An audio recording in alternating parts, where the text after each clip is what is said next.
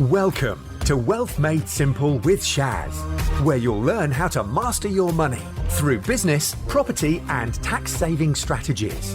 Your host has collectively helped his clients make tens of millions of pounds in additional profits through these strategic approaches to business.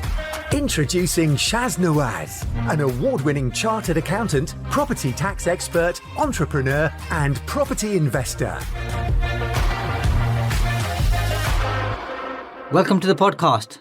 Today I'd like to share with you a common issue that I see come up quite often, and I'll share with you my own experience of how I fell victim to this particular issue, and hopefully that's going to be of some benefit to you. And the issue is this: quite often I find people work hard, save money, and in the end they either see family, friends, neighbours, work colleagues, or they go into a course, or perhaps they listen to a podcast and think, I want to make my money work harder for me.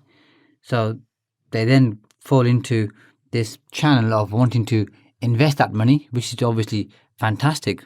But the challenge is they don't pay enough attention to what they're investing into, because they just want to just get that money out and get some kind of a return. So I'll share what happened with me, and I hope you're going to find it useful. I'd saved up a large chunk of cash, and I thought, I've got to make this money work harder. So as I'm into property, I wanted to either buy some land or buy a property to refurb. And a friend of mine said there's some land available, 11.98 acres, which is quite a bit.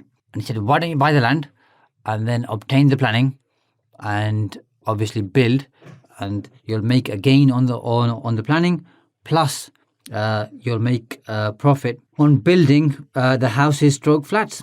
And I thought, what a marvellous idea. And the first mistake I made was I did no due diligence whatsoever. And by profession, I'm an accountant. So not doing due diligence was a bad idea from a professional point of view. And the reason why I didn't do due diligence wasn't because I was afraid of it or I didn't understand it. It was because I'd been in property for a while, and I thought, I've done this kind of stuff before for myself and for my clients. I know how it works. It's going to be okay. Plus, I've got this cash in my bank anyway. I'm not going to a third-party lender, be it a bank or another institution or individual. So I'm playing with my own money. I use the word playing very loosely. So I should be okay. Anyway, so I end up buying the land, and I paid £140,000 for it, cash outright. And then I think, now let's apply for the planning. So the second mistake I made was I ended up using a local consultant who led me to believe that he understood local planning pretty well and had a good relationship with the planning office. And they kind of respected him in terms of the work he does. So I engaged him, and he came with a hefty fee, by the way, and he submitted a planning application for 6 5-bedroom houses with triple garages. Now, I'd not been to this area, and I'd not seen the piece of land I'd bought. When the planning application went in, there were numerous objections. Later on, when that letter hit my desk, I soon found out that it was a very small village with a handful of houses, and all the neighbouring houses and other houses in the small village weren't too keen to see a private developer come in and build all these houses. And I can see where they were coming from. So that particular process ended up costing me best part of £30,000 in terms of the architect fees. There was a £12,500 planning fee for the local authority, plus everything I paid the consultant. And as you can imagine, I wasn't too happy about that whatsoever. So I thought about it for a couple of months, and then engaged a new planning consultant, somebody who came highly recommended, and having checked him out this time round, I knew he was good at what he does. Second time round, we filed an application for 14 houses on the same land. And lo and behold, when the planning application goes in, the local plan changes a week or so before the planning application goes in. And in that local plan, that piece of land, or that area in fact, was not within the development area. What that means is the planning department said this application isn't going to go any further. Now that process ended up costing me another 20 odd £1,000. As you can imagine, I wasn't too happy. And here at that time I was thinking, I should have kept that money in my bank. It was safer there than it is in this particular project.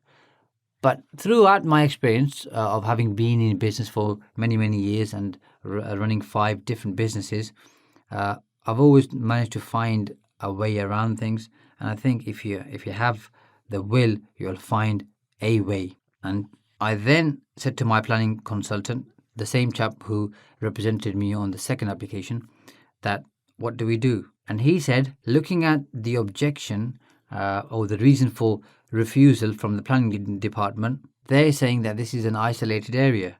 And because it's an isolated area, what we could do is use paragraph 79 and build a house in an isolated area with an exceptional design. Now that seemed like a very good idea. And the reason for that is my wife wanted a new house. And I'd always promised her at some point in the future we'd buy some land and build a house for ourselves.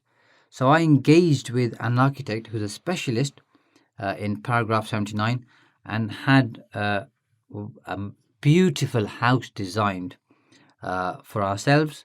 We went back to the planning office and they said that in order for them to fully consider this, we'd have to engage with REBA and their panel would come out and have a look at the design elements, the landscape, and to ensure that it meets paragraph 79.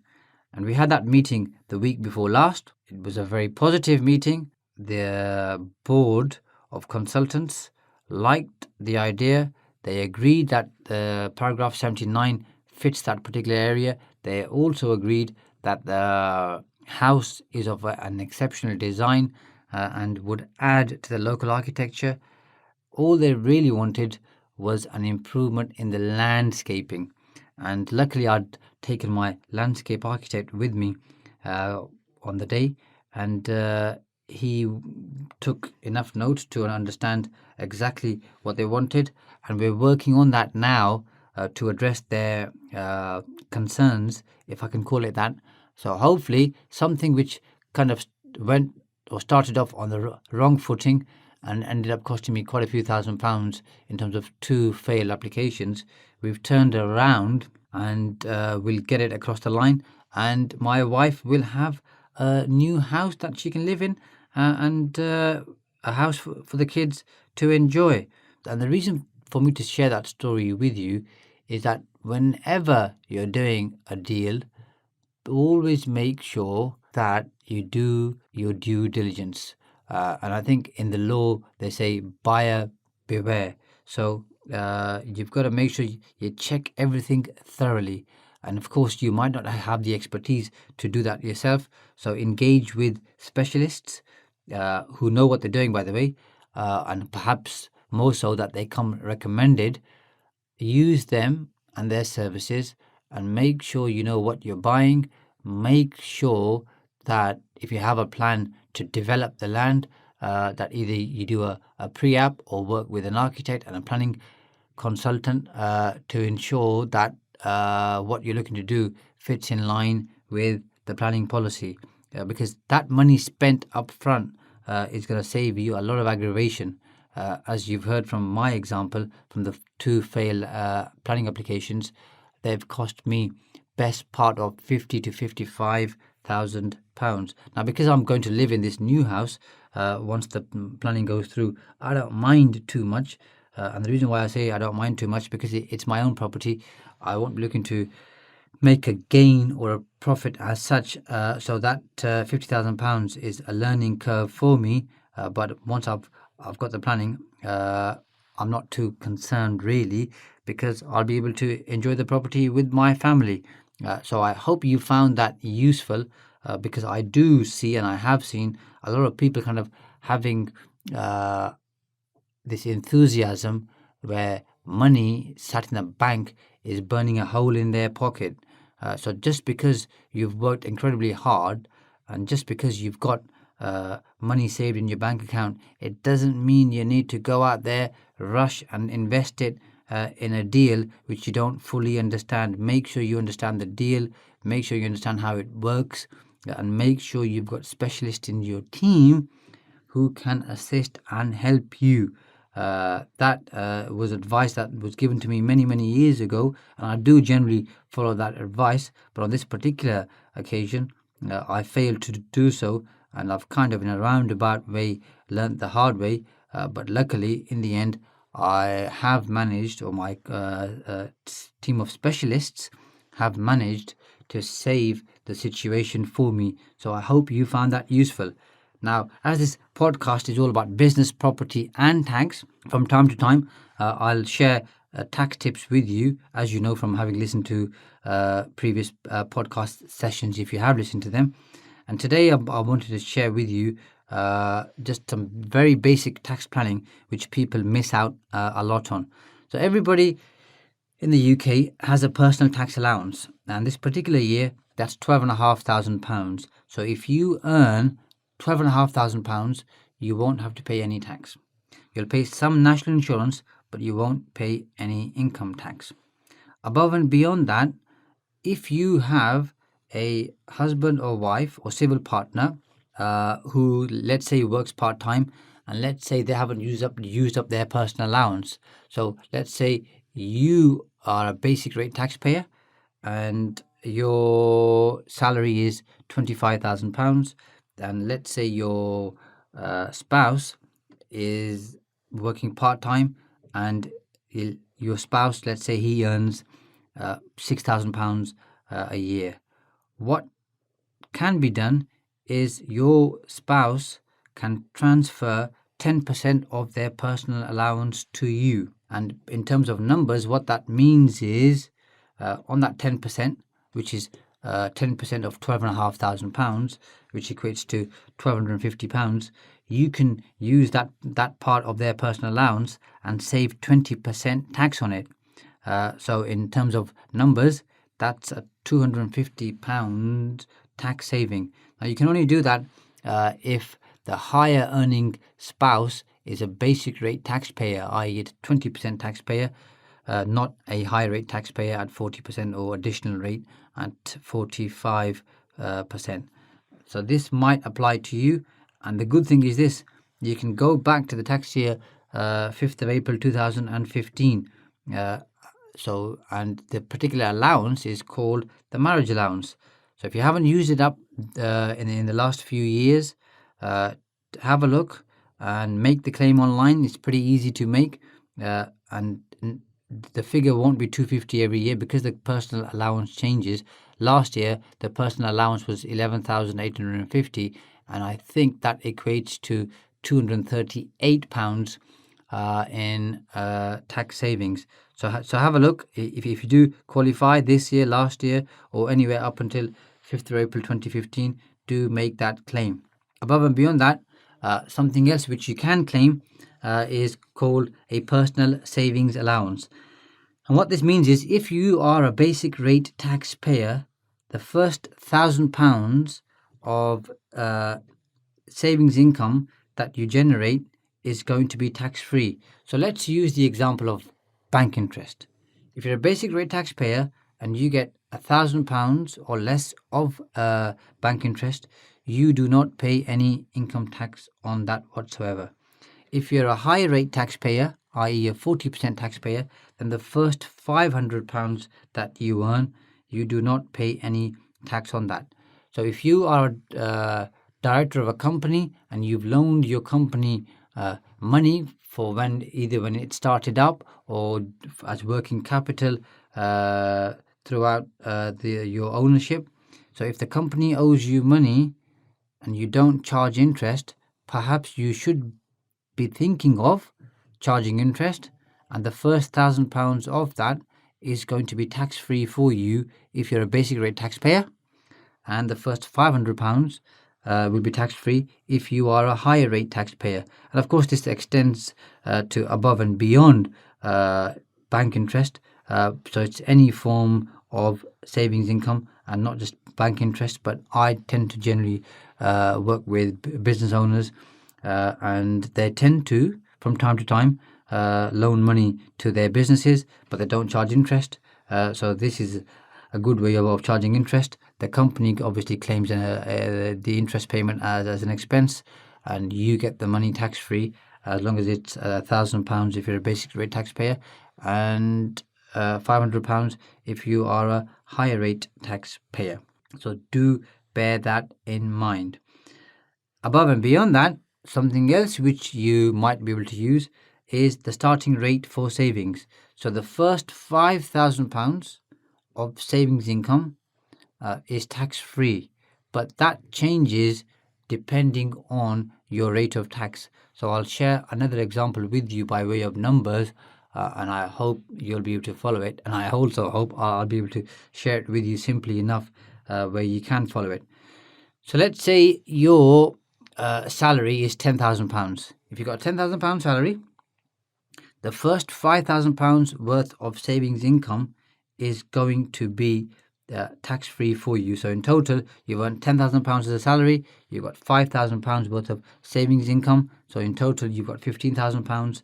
You're not going to pay any tax on that whatsoever. You're going to pay a bit of national insurance on your salary, but most of it is going to be NI-free, and of course, there's no tax to pay.